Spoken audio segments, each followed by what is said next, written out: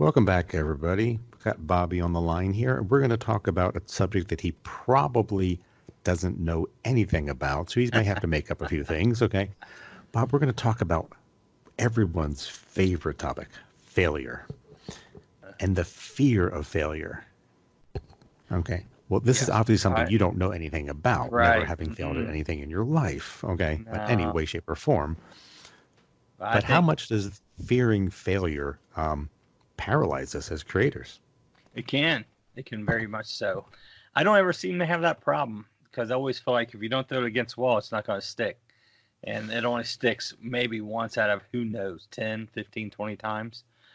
But you're never going to be successful without taking a chance on failing. So, as my wife, my family, my business partners will all tell you, I have no problem taking that chance or that fear as long as I'm in control of the process and I can learn from the failures. But I know many creators out there who will not take that step forward.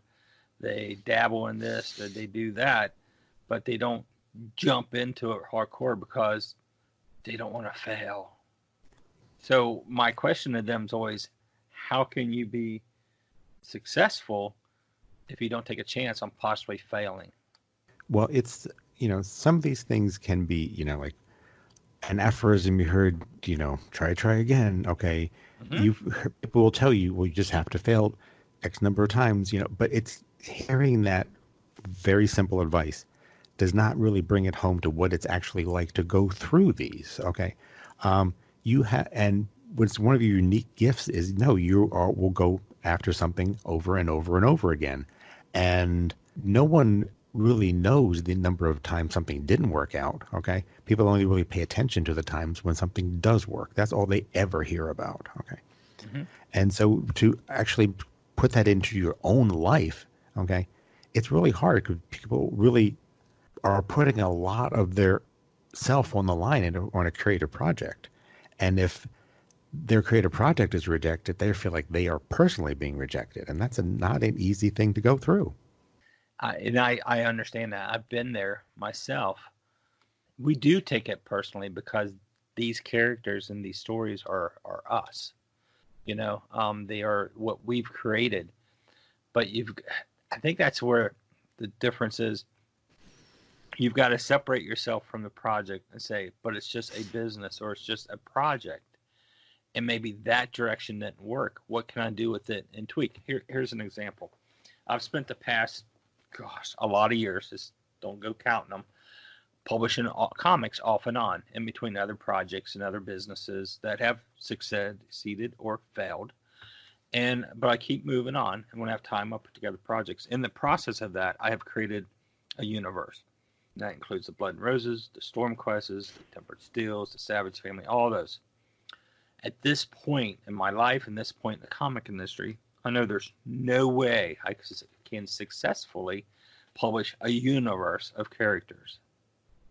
So, learning that from failing by not getting all the issues out that we submitted because we didn't get orders, or it wasn't successful with a creator who committed to draw something, even sometimes taking the money and not fulfilling.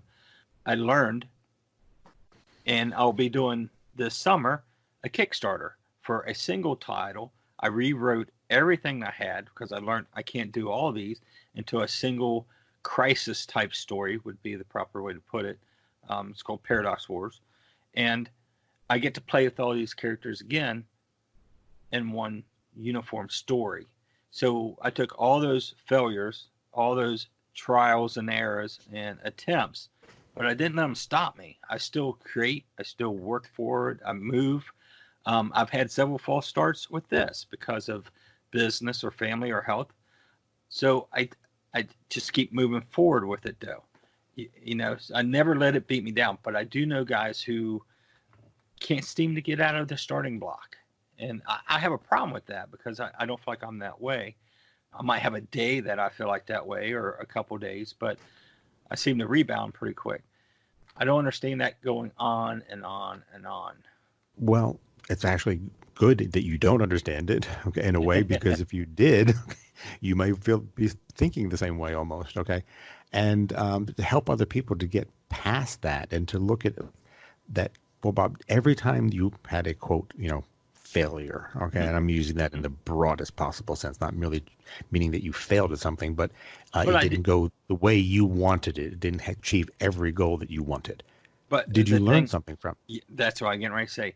Every one of those, I learned something either on a business end, on a market end, on personal end, on working as a studio or with other creators. I took whatever I learned from that. What's the market changing? Currently, I am going to be working on building my audience for my creator stuff. A little hard to do because I have nothing out there. I'm not a Marvel artist, DC artist, image artist, nothing out there. So it's a little harder for me to do than say a one of those bigger artists who has a fan following, who then they can take to Kickstarter or Indiegogo and do a project. I've got to build a core audience starting from scratch. I've got skills, or I know people with skills that we can pull together a very professional project. But each one of those failures, I've taken something from and worked on trying to fix it. Is this going to be the right? Is this next project for me is going to be it? Who knows? I will learn from the failures of this one. I think every project you fail in some way, but you got to learn from it. And probably failing isn't the way to put it, but every project you should learn something new. How about that? And Well, I also like that you brought it, what you were learning, not only business, marketing, creative, but also personal. Like each time, how does this affect me personally, and how do I, you know, change tracks, get back on track? Okay, put my efforts into a different area. Okay, how do I take what I've learned and keep going forward? Not necessarily if you hit a dead end, turn around, okay? Don't right. keep trying to go onto that dead end. And some people want their success to be in one way only. This is exactly what I want in this direction. And if that direction's blocked, you got to go someplace else. Now, I've been there. Um, One of the things I've changed on this project is that I have about a dozen, 13 comics that I've published over the years with all these characters in it. And this week, we just started discussing, you know what? They're not selling much on Comixology. They're not selling much on any of the digital fronts. So we're going to give them free. You don't have to sign up for nothing. You just go where we post it. I'll put it on my Facebook page. You can go read these books for free. Why am I giving these books away? Because I want you to get invested in these characters so you'll jump into my Kickstarter. So this is something I learned, that there's value to these books. And by getting them away, am I degrading the value? No. I'm using the value of those books to push a future project. So it's there. And I've tried it different ways, and now I'm going to try it in a new way. I learned from past not successes, failures, and why not? You've got to try different things. So having a fear of failure, it's just, I don't know. Well, I have a good friend who it just seems like takes him forever to get rolling on something and rolling on something. And I'm constantly like, come on, you just got to get going. Do one little okay. step. Baby Well, steps, I think, is huge for people. well, we're using failure as a launching point for the discussion, but every Mhm. project is a combination of success and failure. Yes. It's not one or the other. No, it's not. I mean, you may have put together your best writing, okay, the best artwork, but the marketing didn't work, okay? That doesn't mean the project was quote unquote a failure, okay? Not across all the things you need to look at. So you need to know, well, which of the things worked and which didn't, okay? Right. Was it the writing? Was it the artwork? Was it the marketing? Okay, was it a little bit of each? But which way do you learn to keep on refining your product to make it better and better? Yes. And Rick Remender is one of the most successful comic book writers of modern times. Okay, his He writes a reimagining of the little X Men title books. for somebody. Yeah. Yeah. Yeah, Writes a little title. let's see, X Men Yeah. and every other book that he's X Men book that he's guiding has revived that way. It hasn't been revived for years and years. He recently started releasing online more than half a dozen of failed projects. Okay, pitches for projects that he gave to Marvel and got turned down. And these are something that he just came across recently. over a period of years, things that he pitched, really hoping that they would get picked up by Marvel, and they people at the time, editors, publisher, just said no, just no, we don't want it. Right. Now he's not putting this out there to say to tell fans, lobby Marvel for me to do these. Like he says, I'm not interested in reviving these. I don't want to do that at this point. I'm just letting you know that these are ideas that I had in the past, and not every idea gets accepted. I put a lot of time and effort into these plans. I had great plans for these to be, to be great Marvel series. They all got rejected. What did he do? The next pitch and the next pitch and the Yep. next pitch. Never giving up. Oh, and always moving forward. That's what you got to do. Just keep going after it and after it and after it. If this is what you love to do, or even as a hobby, keep, moving forward, taking those baby steps. We're going to make a shirt saying, take those baby steps. Yeah, it really is important. Well, we're all baseball fans here, right? Not particularly, but okay. But I am. Okay. But Babe Ruth, the home run king, held a record for decades, okay, of Right. the most number of home runs in a season. Also held the title for the most number of strikeouts. Yep. That's So because he missed more than he hit. he missed more than he hit, okay? Yes. Nobody remembers that. Oh. Nobody remembers that he missed more than he hit. Well, that doesn't look So good if for you were, baseball. but back then the day, if you were there at the ballpark to see Babe Ruth, he missed more than he hit. But Yes. when he hit it, he was swinging into the fences. Yep. And when he made it, he made it. So, yeah, it's easy to say, well, just keep swinging for the fences. But that doesn't, tell you how to adjust your swing to make sure that you are having the Right. best chance. You Right. just can't swing blindly. You have to know, you have to practice what you're doing. You have to know not just your own creative skills, but what the market is looking for if you're trying to get that out there and to be able to sell that. And that's what we're talking about. You've got to do multiple things.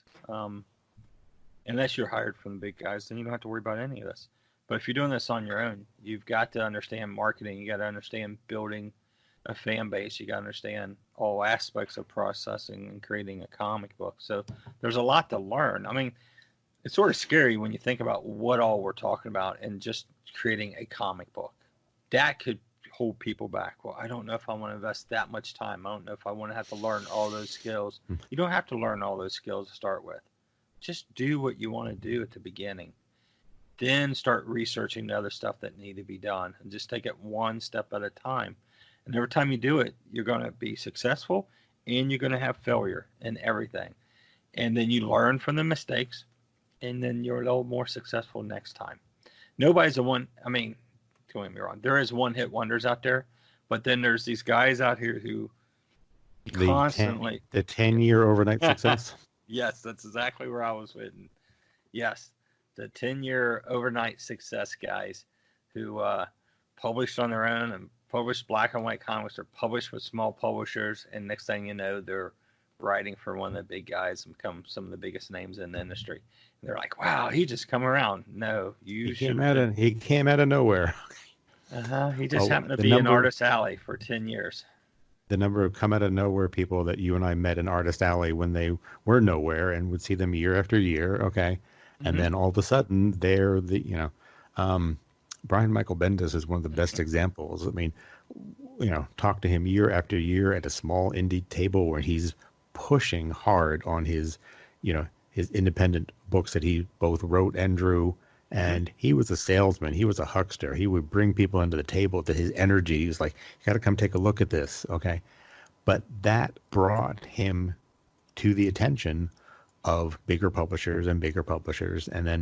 But now he's, one of the legends in business, but no, he started doing it all himself. And that's not just for a period of 6 months. No. The thing is, though, he wrote and drew. Okay. Because he wanted to produce. He didn't want to wait on people. He knew what he wanted. I remember the story, I think it was in an interview for Sketch, he was hired at Marvel, and he was all pumped because he's finally get to work at Marvel. And basically, they hired him as a writer. We want you as a writer. You're a great writer. But So he says, there but I again, want to be, but I'm an artist. I want to be an artist. Okay, exactly. No. and And I think it went pretty well for him, sticking on the it, writing and things.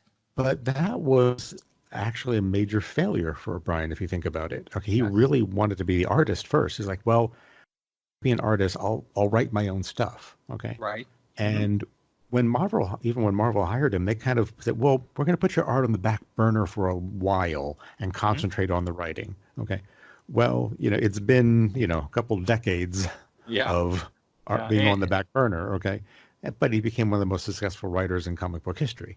So, Yes. but Brian Michael Bendis, future Hall of Famer, okay, one of the most successful people in the business, failed artist. Yes.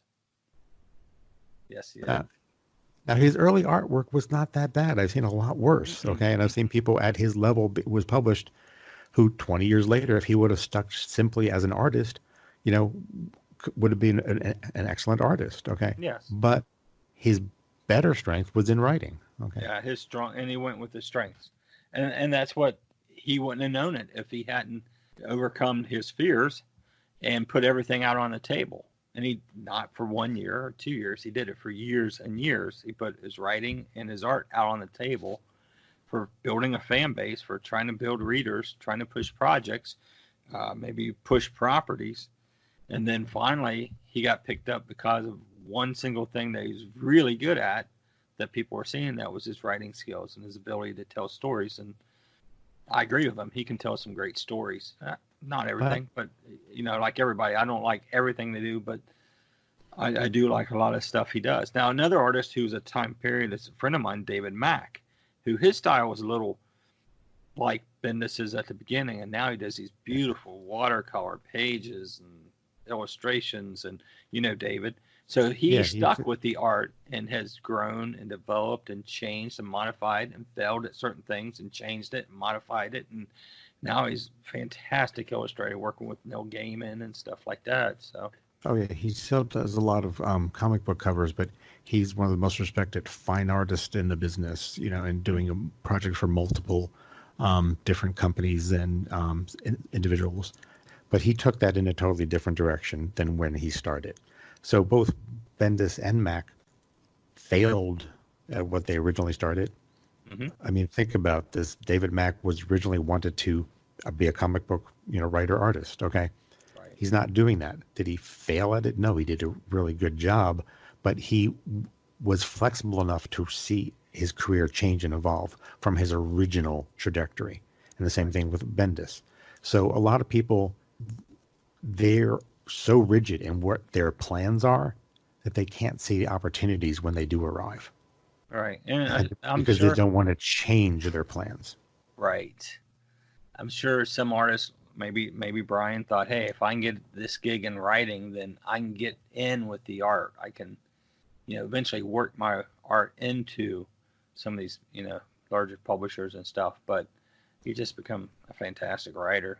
Failure can be also when you don't take the opportunities that you do get Yes. because you're too focused on your one single path and you're not flexible enough. So you can, Yeah. Well, the thing, if Brian's fear, and he says, no, I want to do art, we would never find out. We would never have Brian as a writer as long as what he's worked on and everything. So, if he was fearful of taking that next step, that he was committed to only doing the art and the writing together, we wouldn't have had what we have now with Brian.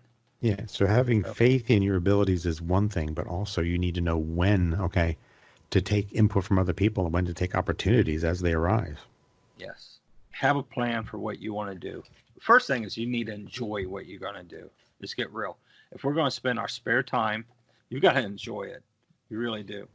I enjoy all aspects of creating comics. Everything from the writing to I've inked, I've colored. Actually, I got recolored some pages, lettering, production, setting it up for printer. I love it all. It's all fun. It was all skills I learned because I decided I needed to be able to do it myself.